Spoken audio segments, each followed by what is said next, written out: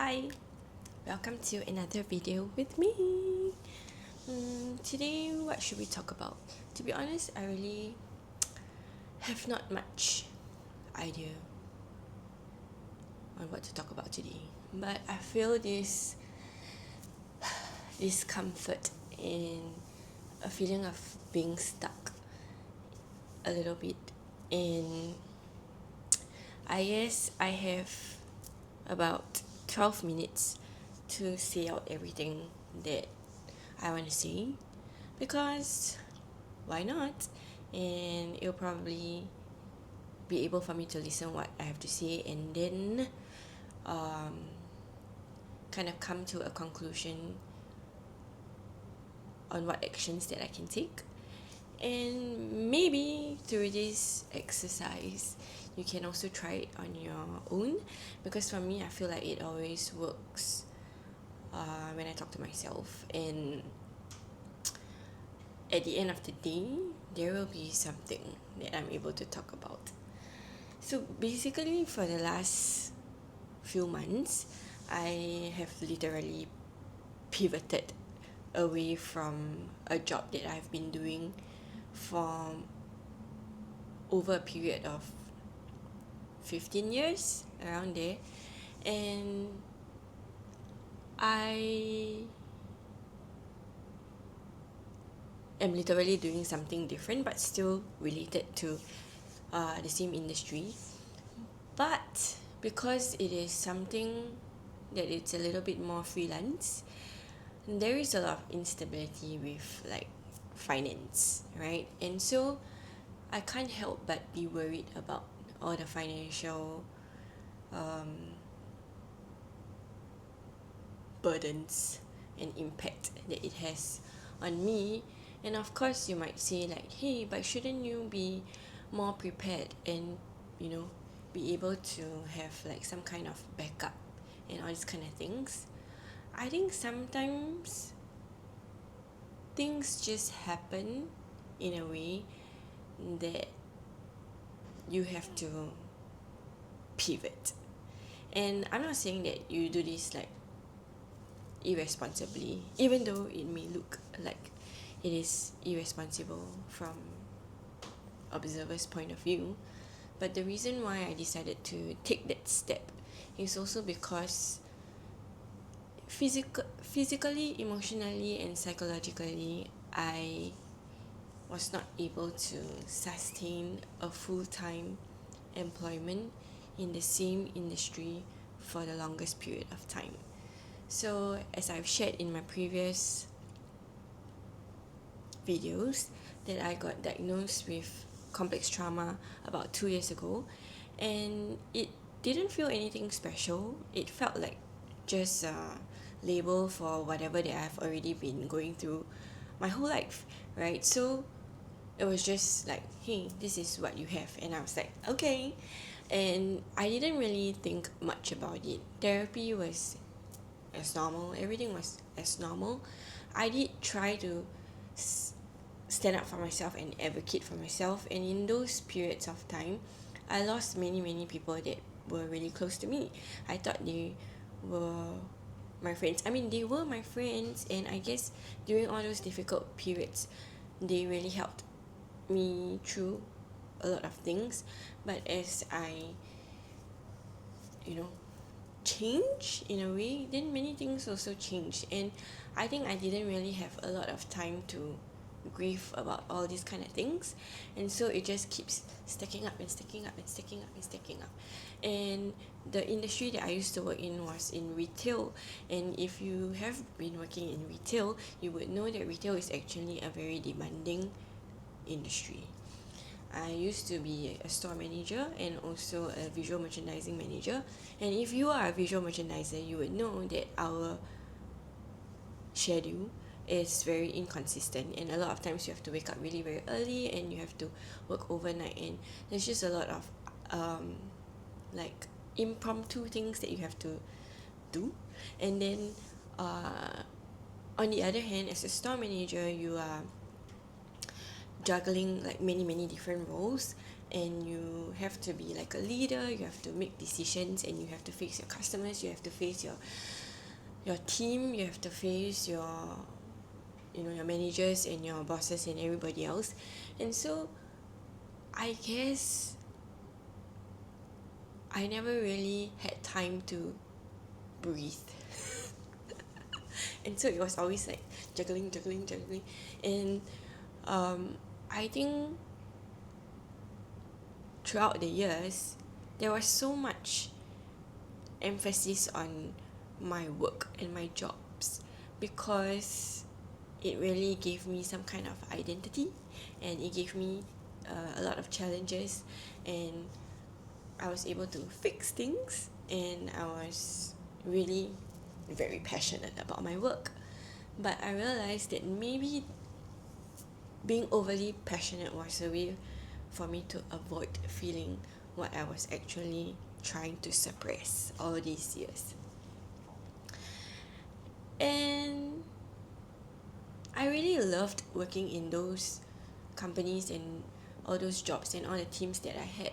But there were also many challenges that I faced, and a lot of times when I faced with those challenges, maybe one day I'm upset, or I use a different tone to talk to my team, and a lot of all these kind of things I put it on myself, and I just keep.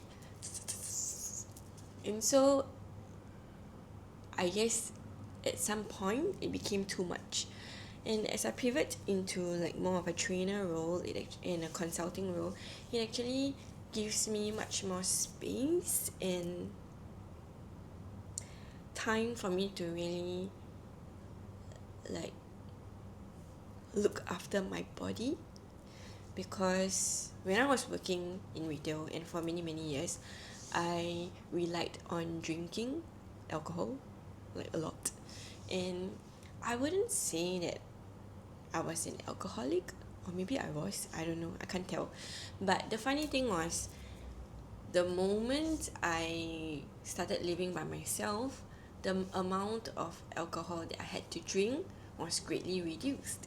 I didn't have to depend on alcohol as much, and I was able to have my own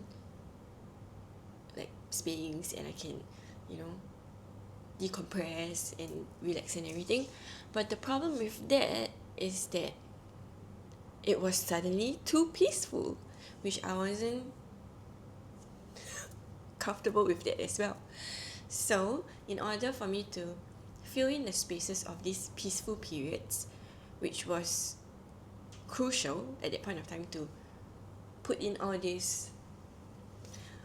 fill in these spaces, was because one of my therapists told me that because of this transition, that if I don't plan things to do, then I might go into a spiral and feel depressed again. And I was so afraid of that. I don't want to be in that dark space anymore. So then I started packing, filling up all my free time with courses, with learning new things, and just literally planning everything. Every day after work I have something to do, because I was so afraid of being in that very dark space, right? And so I think it was kind of extreme. Whatever that I did was I literally listened to all the advices that the therapists told me, and I did what they tell me to do without really thinking whether is it sustainable for me or not. And I think a lot of times during all this period of times, right, I don't really understand the diagnosis fully. In a way, I don't realize that a lot of the things that I had to do was to actually regulate my nervous system. I think for the longest time I keep thinking that it was something about discipline, or trying to how do I say this, use my willpower to improve and everything. So I guess I really didn't focus on how I actually feel and how I actually supposed to regulate my nervous system and everything. So now that I know, I'm really trying to do that, to regulate my nervous system in a sense that I will try to, once I feel uncomfortable, I know that there are many different things that I can do. For example, I can journal, or I can talk like this, or I will go for a run, or ride the bicycle, or go for a swim, or maybe sometimes I just really need to watch some shows to kind of like change my mood, or just do something to regulate the nervous system, and also to do the things that I really enjoy doing, not for the sake of improving myself, but just for the sake of having fun. And I feel like this is something that I never really give myself that kind of permission to do it. I mean, in the past, the funny thing is, I always look like I'm doing something fun. But what people might not know is that all those things that looked fun was also, there was this underlying reason for doing it, was to make myself better, in a sense that to educate myself, to make myself like more educated.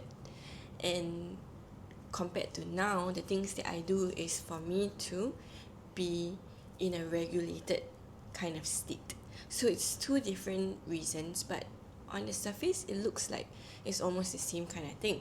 So I think a lot of times we really need to look into the intention of why we are doing certain things, and we might unknowingly try to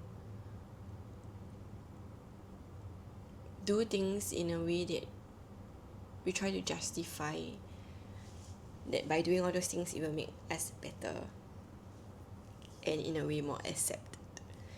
Yeah, I don't know if this resonates with you, but yeah, so basically the reason why I keep feeling very uncomfortable is because I try to use the same kind of productivity and efficiency as before with whatever that I'm doing right now.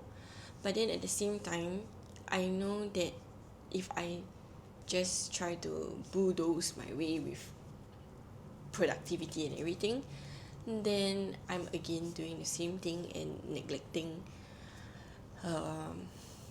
my general health. And it's really quite difficult to learn to be gentle with yourself, with myself. But yeah, I mean, it's just part of the process.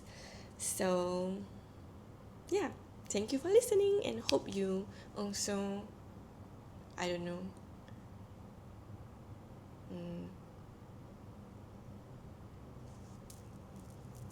relate to me in some ways. Yeah, so anyway, thanks for listening, and if you like this kind of conversations, or like you like this kind of like chats, then don't forget to like and subscribe. I don't know if this is the right thing to say, because I'm like literally telling you my my journey, so I don't know if it's something that is supposed to be liked. But yeah, anyway, thanks for watching. Bye.